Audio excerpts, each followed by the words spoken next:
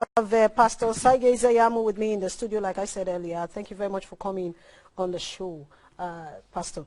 Yesterday, you went to the APC Secretariat to pick your nomination form. And are you ready for the election? Oh, definitely. Let me thank you for inviting me to this program. And I wish to make it very clear that by the grace of God, I'm very ready to contest the primaries of the APC. I want to thank all those who have shown interest in my contesting, who have supported me. Of course, I'm sure you are aware that before I bought, there were many aspirants who supported me to buy that form, which is very unique. Normally, to even get aspirants to forgo their aspiration is not easy, not to talk about them bringing out millions of money to support you. And if you know the caliber of those who did, you will know that what happened in Edo State is truly remarkable. So I'm very grateful for the opportunity to serve our people and to represent our party, the APC. And I want to assure the good people of Edo State and, of course, my party members and leaders that we are very, very ready for the primaries. Okay, now, if you are ready for the primaries, which is coming up June 22, I think I'm right about Correct. that. If you're ready for the primaries, but are you aware that just like you saw the two different factions in your party is still standing tall, and that may be an obstacle in front of you? Well, what you showed speaks for itself. I know the two gentlemen that spoke. The first one, Mr. Zebame, is the publicity secretary of the party. There is no doubt about it. The second man who spoke is Pastor Sagede, who the governor has attempted to foster on the party as publicity secretary, but that cannot be done. The party executives are not aides of the governor, and they cannot decide to drop and to appoint who will be. And again, listening to both of them, you will see one was speaking from the standpoint of, how the party rules and regulations stands, and the other one was just, displaying ignorance, I'm sorry to say. While Mr. Zebame was quoting the constitution of the party as regards who should conduct primaries, the other man went on a voyage and mentioned that it is the states that have the right to conduct primaries. But he failed to mention what section or article of the party constitution that gave the states that kind of right. It's not true at all. It is the National Working Committee that is constitutionally empowered to organize primaries. And if they decide that it's going to be direct or indirect, I wonder what the who and cry is. For me, it's very revealing that a man wants to contest and at the same time he wants to dictate the rules. That cannot be. If you cannot abide by the rules as put together by those who should be in charge, then you can quit or go elsewhere. But the governor cannot eat his cake and have it. You cannot want to be an aspirant and at the same time you want to be the boss who will decide on how it will be. That's not how democracy flows. So in the party constitution, it is the National Working Committee that should organize primaries. And they have told us that it's going to be direct. So I wonder where they are getting the information from. But that's where I'm going to ask you a question now. If you say that your party said it's going to be indirect primaries, in this time when Nigeria and the world is battling with COVID-19, would that not go against the rules and regulations of NCDC, WHO, as well as the Ministry of Health? Thank you, my sister, for that question. Actually, if we want to set the record straight, we must applaud the National Working Committee for choosing to do direct primaries. Indirect primaries, it appears to me that they do not even know the implications of indirect primaries. In indirect primaries, you are going to elect delegates who will now gather together in their thousands and move to a designated place to come and vote, which means thousands of people will move to maybe the Bermuda Stadium to come and vote. That is what COVID-19 is against. Churches are shut, sports arenas are shut, including the stadium, and then you want to reopen it for the purpose of what? Meanwhile, Indirect primaries means you want to decentralize the process, reduce the number, and confine people to their various wards. And what is even absurd about their suggestion is that to be able to get delegates for indirect primaries, it also means that you have to go and vote for them at the various wards. The voting for them in the various wards is what direct primary is all about. Okay, So are you saying your delegate is a delegate election, but has to be done in various wards? Of course. But you know that when you, what I understand about direct primaries, all this why I've been covering political parties and their elections, is that every card-carrying member of the APC will participate in that election. And if you look at your party register, it has over 1,000 persons in a ward. Because I know the last time a direct primaries was held in Lagos State, you can imagine the number. The number of those who voted during the general election were not up to the number of those who voted in the direct primaries. So that means the crowd will be more. And if you have that, then the question of, have you done, because your constitution said every 6 months, the register will be updated. Has the party done that in the last 6 months to update their register? Those are questions a lot of persons will be pushing out at this time. If you want to pick up direct primaries, have you considered this? Do you have a register that is up to date for you to go ahead with the direct primaries, or you are looking at it from another angle, which has another name? Of course, the APC is a very well-organized party. Even when they did the last elections in Edo State, which was the National Assembly elections, it will interest you to note that it was direct primaries and registers were used. Registration is a continuous process. You know, people come back to the party and they register. It's not something you have to wait for every 4 years to do. Now, let's even use your statistics. Yeah. If you say you have like 1,000 people in a ward, 1,000 times 192 wards is less than 200,000.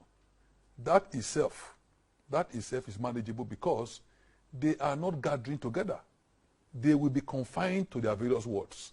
Now, with proper social distancing and maintaining the protocols, wearing masks and the rest of them, of course you can handle them. Now, let me give you an example about the hypocrisy of what they are talking about.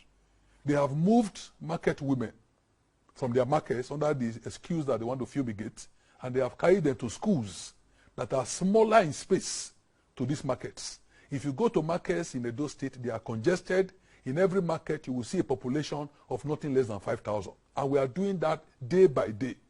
The government that is doing that will now tell you that managing 1,000 people in a ward who are coming at different times to vote and leave is impossible. Okay. It shows it does not make sense. Yeah. And the funny thing I want to tell you is that to be able to even achieve indirect primaries, you must vote for delegates. Because these are the delegates in their thousands who will now come to a central place to come and vote. How do you choose delegates?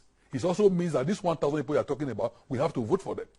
So if you can tolerate 1,000 people... Are there up to 1,000 delegates in all over the states. In a ward, are there up to 1,000 No, delegates? what about to get them? To be able to get delegates in a ward, it means that the 1,000 members you are talking about must vote for those people. I think they've done that. That's why they have the congresses. No. Let me. What you must understand is this: delegates are not permanent officers. Okay. Delegates are elected for a particular purpose. That means you elect delegates for particular primaries and purpose. The moment the exercise is completed, they cease to be delegates. So a delegate is not the same thing. I don't think that's what the APC constitution says. No, we drafted that constitution. And I can tell you that to be able to do a valid indirect primaries, you must elect delegates. It's a priority. You cannot choose delegates without electing them. If you do that, then what you are simply doing is encouraging litigation. And the process will be voided. How did you bring them? You cannot just sit down and choose people to be delegates. So those who are talking about indirect primaries have not even thought through the process. But what I have seen in the APC constitution here talked about some delegates that are statutory. Yeah, that's on its own. And they also mentioned those that can be delegates. And during the congresses of political parties, not when they are electing a party executive at this time, but when they are electing, there's what they call the delegate election, which you said. And I think the APC has done that too. Oh, I'm telling you that delegates are elected for a particular purpose. You don't have delegates forever. You don't have delegates who are in office for 1 year or 2 years. No. Delegates are elected for particular congresses. And the moment that congress is over, those delegates cease to function. So they do another one. Yeah, so if you are going to do indirect primaries now, it means that you must elect delegates. How do you elect them? Okay. So that is a fallacy in the suggestion that they are making. So that means both the indirect primaries and the direct primaries, they have their own issues. In fact, what it tells you is that the only logical thing to do at a time like this is direct. One, is more democratic. Two, it will decentralize the process. And number three, is that not the same thing you are going to do during elections? Okay, now let me ask you this question. Yes. INEC is conducting elections for just a day, Edo election on the 19th of September. And they released a regulation, a policy document, about 17 pages, on how they will conduct a safe election where Nigerians will not be afraid that they will contact this COVID, an election in a pandemic. Now, if your party is insisting they want to do direct primaries, that means they should also give INEC their regulations and how they want to conduct the direct primaries and to keep the safety of Nigerians who are members of APC that will be coming out to do that election. Have they done that? They have just less than a month. No, Ijoma, thank you very much. Once the party is getting ready to do primaries, they will release it. They will release guidelines. When would they submit it to INEC? Those guidelines would also indicate the do's and the don'ts. Okay, let's leave that part. For now, we are just in the process of trying to buy nomination forms.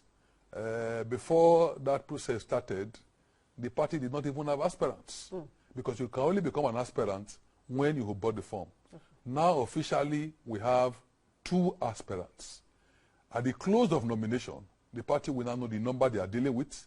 They will issue our guidelines. So those who are really, really concerned about the process and health issues, all they should be saying is that please bring out guidelines that will not endanger the lives of your members. Beautiful.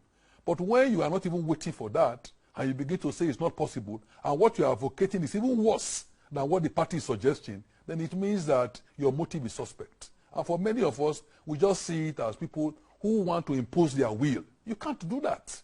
You know, even the president himself, I will tell you the truth, on several forums, he has indicated his preference for the direct primaries. Because indirect is prone to manipulation.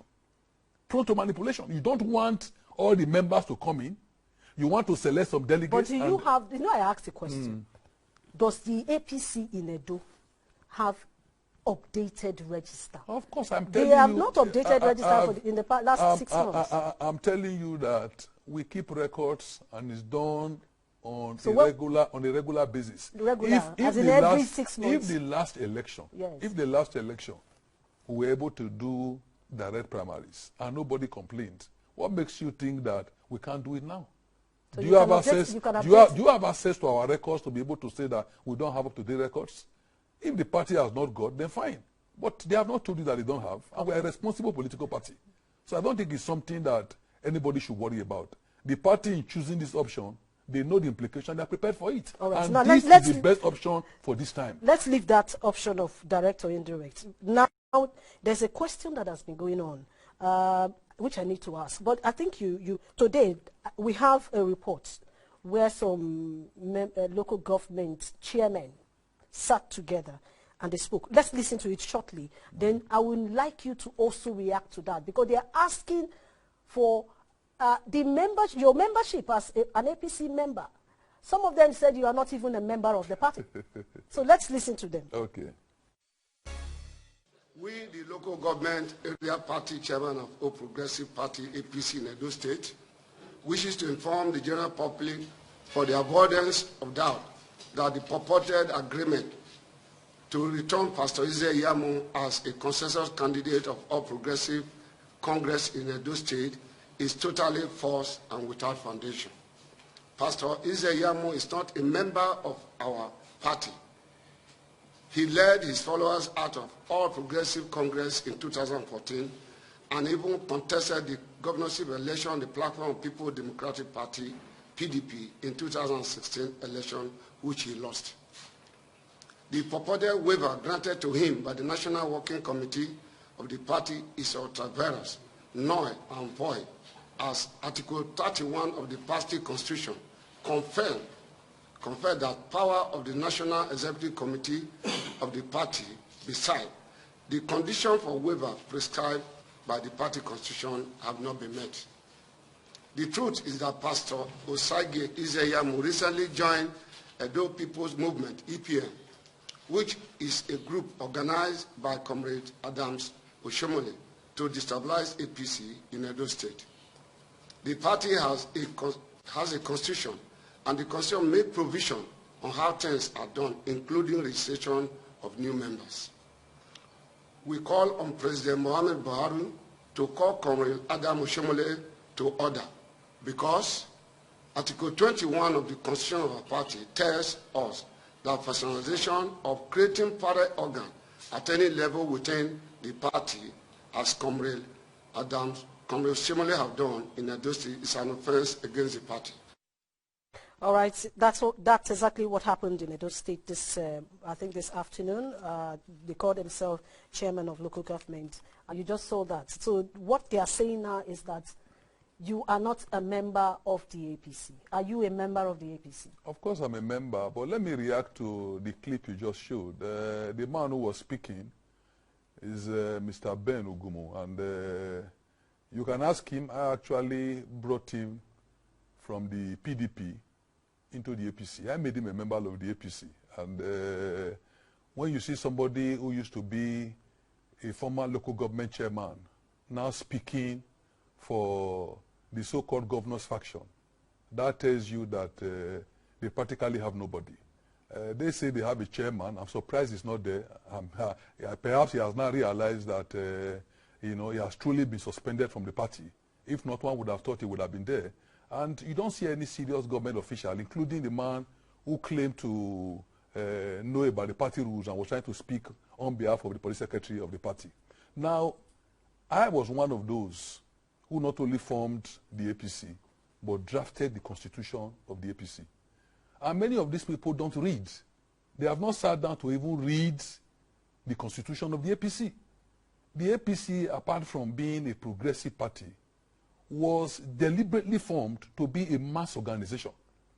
And one of the things we wanted to do was to make it easy for Nigerians, irrespective of who they are, to be able to join a political party, without people like this trying to put hurdles in their way.